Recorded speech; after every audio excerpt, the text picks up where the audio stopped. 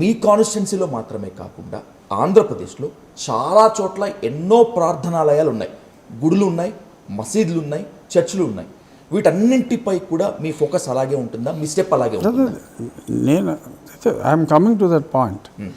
ఇప్పుడు ఇక్కడ ఏమైందంటే ఈ రామాలయం వరకు వచ్చేటప్పటికి అక్కడ ఎప్పటి నుంచో ఉన్న ఒక ఆలయం సార్ అది డంపింగ్ యార్డ్గా మారింది అని చెప్పి తెలుసుకొని అది క్లీన్ చేయండి ముందు అని అన్నప్పుడు, ఇప్పుడు ఆకివీడులో దేవాలయం అది క్లీన్ చేయడానికి వచ్చిన వాళ్ళని కొడతానికి వచ్చారు ఫస్ట్.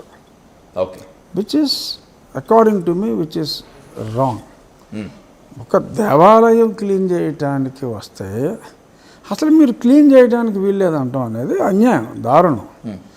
అందుకని నేను వెళ్ళా స్పాట్లోకి.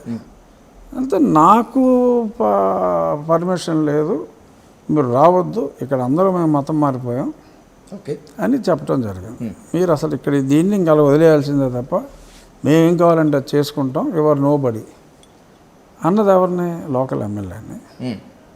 యువర్ నో బడీ, ఇది మాది అని. సో దేర్ ఇది ఇక్కడ ఇలా వదిలేస్తే ఏంట్రా పరిస్థితి? రేపు పొద్దున్న దాన్నేమో ఉన్నదాన్ని డంపింగ్ యార్డ్గా మార్చారు, రాకూడదు అంటున్నారు. రేపు ఇంకో దాన్ని కూడా డంపింగ్ యార్డ్ చేయరనే ఉంది. ఎనీథింగ్ మే హ్యాపన్. సార్, ఎవరో క్లీన్ చేయడానికి వెళితే అక్కడ ఉన్న వాళ్ళు కొట్టారు అని మీరు చెప్తున్నారు, వాళ్ళు వచ్చి మీ కంప్లైంట్ ఇచ్చారు, మీ దగ్గర వాపోయారని చెప్తున్నారు. మీరే ఇంకొక దగ్గర సాక్షిలో ఒక కథనం వచ్చింది, ఆ కథనం నన్ను కదిలించింది అంటున్నారు. అదే ఆ కథనం నన్ను కదిలించిన వెంటనే మార్చ్ 7వ తారీఖు ఆ కథనం నన్ను కదిలించిన వెంటనే నేను ఫోన్ చేసి, ఆ రోజు విజయవాడలో ఉన్నా, 6వ తారీఖు మా అసెంబ్లీ అయింది, 7 ఉదయం పేపర్ చూసా, పేపర్లో పెద్ద ఆర్టికల్ వచ్చింది, రామానికి దిక్కెవరని.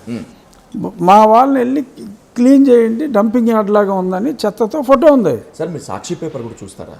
సాక్షి పేపర్ కంపల్సరీగా చూస్తా. ఎందుకని? ఏం రాశాడు, ఏం చెత్త రాశాడని చూస్తే ఈ చెత్త గురించి రాశాడు.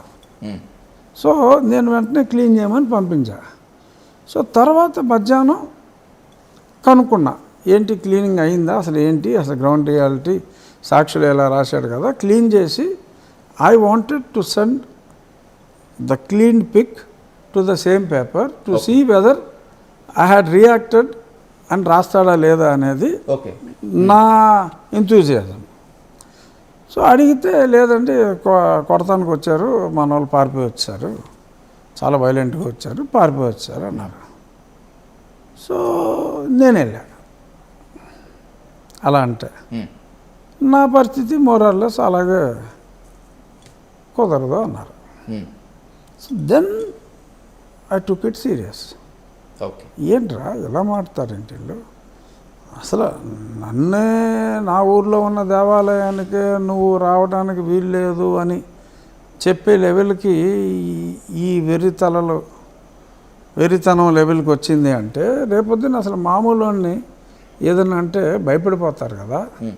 అందులోని ఇది పబ్లిక్ అయిపోయింది. నేను వెళ్ళాను, మీడియా వాళ్ళు వచ్చారు, మీడియా వాళ్ళు అందరి ముందు నన్ను పొమ్మన్నారు. సో అది పేపర్లో వస్తుంది, మిగిలిన వాళ్ళు వెళ్తే పేపర్ రాస్తాడో రాయడో, కానీ నేను వెళ్ళానంటే it will be a news. So అవుతుంది. So what kind of message we are giving to the society or to the devotees అని ధైర్యం లేని వాడికి ధైర్యం వస్తుంది, అలా చేయొచ్చు మనం అని. కాస్త కోస్త భయపడి హిందువులకి మరింత భయం వస్తుంది, ట్రిపుల్ ఏం చేయలేకపోయాడు, పారిపోయాడు అని. So I wanted to put an end. అందుకేనా అక్కడ I wanted to put an end to that by making a beginning at that place. Okay. So that day I had announced.